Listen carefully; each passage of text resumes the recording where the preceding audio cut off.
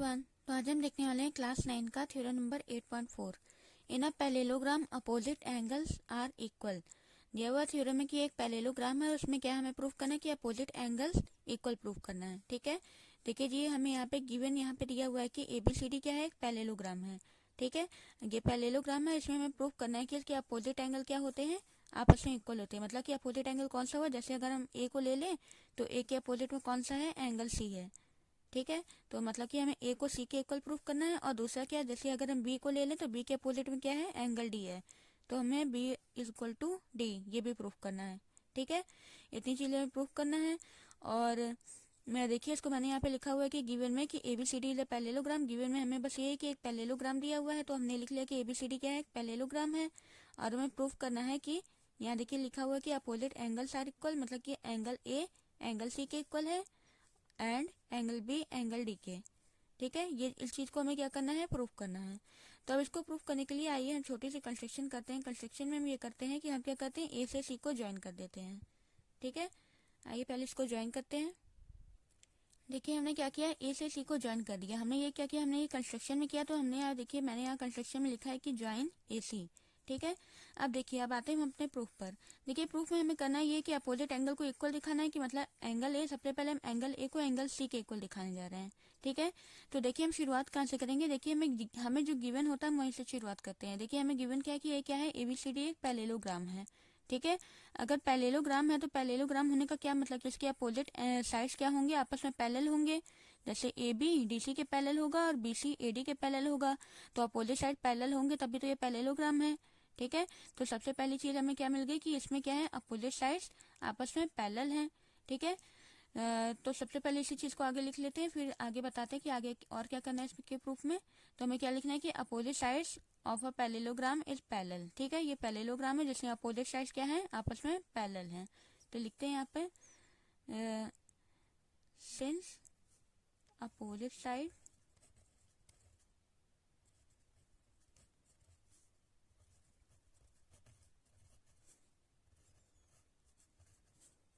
Of a parallelogram is parallel. ठीक है, यहाँ पे सिंबल में बना दी, जगह कम है। तो हमें देखिए पहले से पता है कि एबीसीडी क्या है, पैरेललोग्राम है। पैरेललोग्राम होने का मतलब है कि अपोजिट साइड अगर पैरेलल होंगे तभी तो ये पैरेललोग्राम है। ठीक है, तो मैंने यहाँ देखिए लिखा है कि opposite side of a parallelogram is parallel. तो अगर अपोजिट साइड पैरेलल है तो कौन कौन से अपोजिट साइड पैरेलल है, देखिए ए बी पैरेलल है किसके, डीसी के, और बीसी पैरेलल है एडी के। तो इसको मैं अभी यहाँ पे लिख लेती हूँ। सो क्योंकि अपोजिट साइड आपस में पैरेलल है इस पैरेललोग्राम के, तो हम लिख सकते हैं कि A B parallel to DC, A B parallel to DC, and इसी तरह से एक दूसरा पेयर कौन सा बन रहा है, BC parallel to AD, BC parallel to AD. ठीक है, अब देखिए, अब हम आते हैं अपने प्रूफ पर।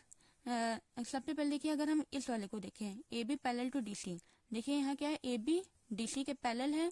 और ये देखो, ये जो सी ए या फिर ए सी इसको कह लें, ये क्या कर रहा है, इसका ट्रांसवर्सल का काम कर रहा है। ठीक है, जैसे ऊपर देखते हैं, ये क्या है, दो साइड है, ये एडी है, सॉरी ये भी है, ये डीसी है, और ये सी क्या कर रहा है, ट्रांसवर्सल का काम कर रहा है। तो जब ये ट्रांसवर्सल का काम कर रहा है तो यहाँ पर और यहाँ पर इंटीरियर में अपोजिट में दो एंगल बनते हैं, जिन्हें हम क्या क्या बोलते हैं, अल्टरनेट इंटीरियर। और ये जो अल्टरनेट इंटीरियर है, अगर ये पैरेलल लाइन पर फॉर्म होते हैं तो ये दोनों क्या होते हैं, आपस में इक्वल होते हैं। अगर यही alternate interior non parallel line पर फॉर्म होते हैं तो ये इक्वल नहीं होते हैं।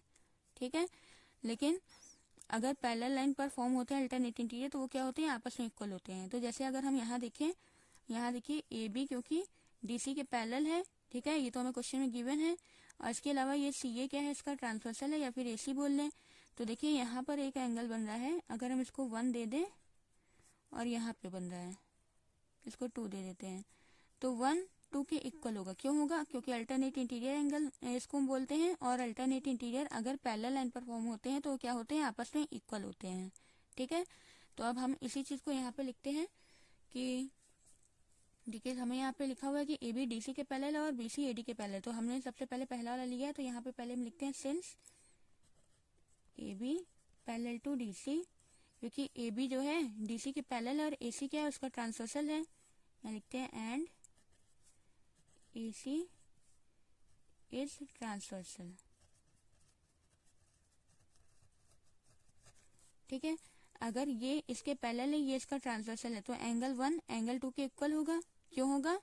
क्योंकि अल्टरनेट इंटीरियर है, और ये आपस में इक्वल इसलिए होगा क्योंकि ये पैरेलल लाइन पर फॉर्म हो रहा है। ठीक है, तो यहाँ लिखते हैं angle 1 is equal to angle 2। Reason में क्या रहेगा कि क्यों आपस में इक्वल है, यहाँ पे लिखते हैं अल्टरनेट इंटीरियर।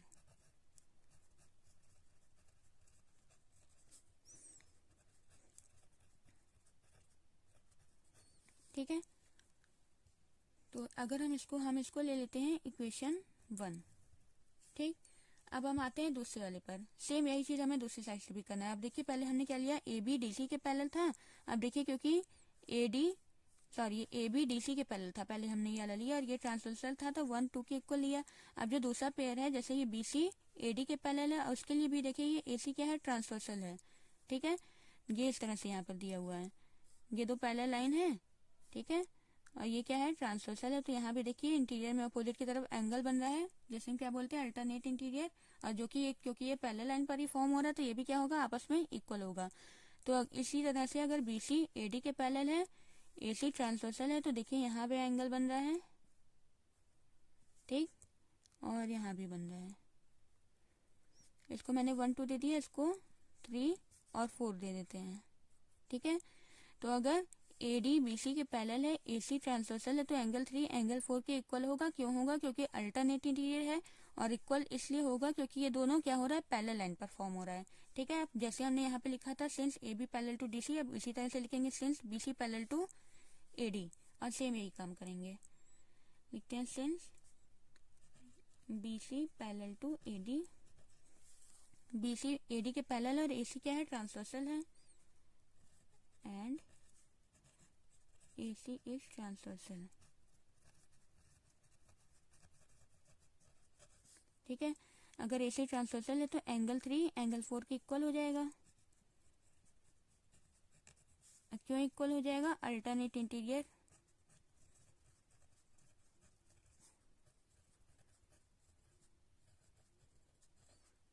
ठीक है, अल्टरनेट इंटीरियर, इसको भी हम क्या लेते हैं, इसको ले लेते हैं इक्वेशन 2। अब देखिए ये सब हम कर क्यों रहे हैं, हमें देखिए प्रूफ करना था। सबसे पहले मैंने आपको बोला था हमें अपोजिट एंगल इक्वल प्रूफ करना था, ए को सी के इक्वल, बी को डी के इक्वल। तो पहले हम ए को सी के इक्वल कर रहे थे। अब देखिए हमें यहाँ जो हमने प्रूफ किया है 1 2 के इक्वल है, 3 4 के इक्वल है। तो अगर देखिए ये जो इक्वेशन हमारा बना है 1 इक्वल टू 2 और 3 इक्वल टू 4, अगर हम इन दोनों इक्वेशन को प्लस कर दें, ठीक है, तो लेफ्ट वाला लेफ्ट के साथ प्लस होगा, राइट वाला राइट के साथ प्लस होगा। ठीक है, आइए पहले प्लस करके देखते हैं, फिर समझ में आएगा आगे क्या होगा। हाँ, तो हम यहाँ पे लिखते हैं ऑन एडिंग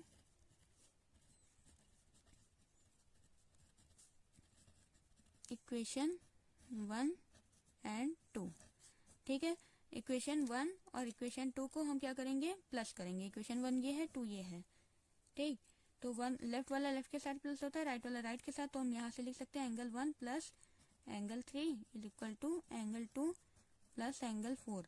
अब देखिए 1 और 3 मिलकर क्या बन रहा है, 1 और 3 मिलकर ये पूरा एंगल ए कंप्लीट हो रहा है। तो 1 और 3 की जगह क्या लिख सकते हैं, एंगल ए। ठीक है, उसी तरह 2 प्लस 4 क्या हो रहा है, देखिए 2 प्लस 4 क्या हो रहा है, पूरा एंगल सी बना रहा है। तो इस तरह से लिख सकते हैं एंगल सी। तो अब देखिए क्या अपोजिट एंगल इक्वल हो गए, एंगल ए एंगल सी के इक्वल है। ठीक है, तो इसीलिए हम क्या कर रहे थे, 1 को 2 के इक्वल किया, 3 को 4 के इक्वल किया, इन दोनों को प्लस कर दिया, तो angle A equal to angle C हमें मिल गया। और ये फर्स्ट वाला हमारा प्रूफ हो गया,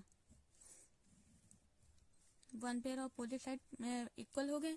अब इसी तरह से सिमिलरली करके हम अपना जो है सेकंड वाला भी हम अपना कर सकते हैं। देखिए कैसे करेंगे उसको। देखिए सेकंड वाले के लिए मैंने यहाँ पे क्या कर लिया, बी से डी को ज्वाइन कर लिया। जब बी से डी को ज्वाइन कर लिया तो फिर यही हमें पूरा यही चीज सेम टू सेम करना है। क्योंकि देखिए ए बी क्या है, डी सी के पैरेलल है, और ये क्या है, बी डी क्या है, ट्रांसवर्सल है। इसलिए देखिए यहाँ पर बना हुआ एंगल यहाँ पे बने हुए एंगल के इक्वल होगा। क्यों होगा, क्योंकि अल्टरनेट इंटीरियर। अगर इसको मान लेते हैं 1 2 3 4 हो गया, 5 6, तो एंगल 5 इक्वल टू एंगल 6 हो जाएगा। और इसी तरह से अगर हम इधर देखें, बी सी पैरेलल है ए डी के, तो अब यहाँ देखिए ये इसके लिए भी ये ट्रांसवर्सल है, तो इसके इस तरह से यहाँ पर बना हुआ एंगल यहाँ पे बने हुए एंगल के इक्वल होगा। तो अगर हम इसको 7 ले लें, इसको 8 ले लें, तो angle 7 is equal to angle 8 हो जाएगा। ठीक है, तो 5 में अगर हम 7 को प्लस करें, ये इक्वेशन 3 है, इक्वेशन 4 है, तो दोनों को प्लस करेंगे, angle 5 plus angle 7 is equal to angle 6 plus angle 8।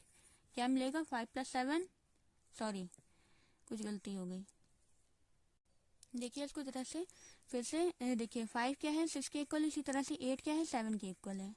मैंने जरा इसको उल्टा लिख दिया था। हाँ, तो ये बना इक्वेशन 4। अब हम इन दोनों को क्या करते हैं, प्लस करते हैं, तो 5 प्लस 8 हो जाएगा, और यहाँ हो जाएगा 6 प्लस 7। अब देखिए 5 प्लस 8 क्या बन रहा है, 5 प्लस 8 बन रहा है एंगल बी, और 6 प्लस 7 क्या बन रहा है, एंगल डी। ठीक है, तो इस तरह से दूसरा वाला पार्ट भी प्रूफ हो जाएगा। तो दूसरा वाला पार्ट मैं आपको यहाँ पे प्रूफ करके नहीं दिखा रही, मतलब कि एक चीज हो गई, अगर दूसरा भी वैसे सेम टू सेम है तो हम उसको सिमिलरली करके डायरेक्ट लिख सकते हैं। ठीक है, ये तो मैंने आपको समझने के लिए यहाँ पर बता दिया हुआ है, लेकिन अब हम यहाँ पे इसको पूरा नहीं लिखेंगे, यहाँ पर हम सिमिलरली करके लिख लेंगे। तो यहाँ लिखेंगे similarly angle B is equal to angle D. ठीक है, क्योंकि वही सेम प्रोसेस हमें फॉलो करना था, तो हम उसको दोबारा ना करके सिमिलरली करके उसको लिख लिए, और समझाने के लिए मैंने यहाँ पे आपको यहाँ पे समझा दिया हुआ है। ठीक है, किस तरह से ये प्रूफ हो गया।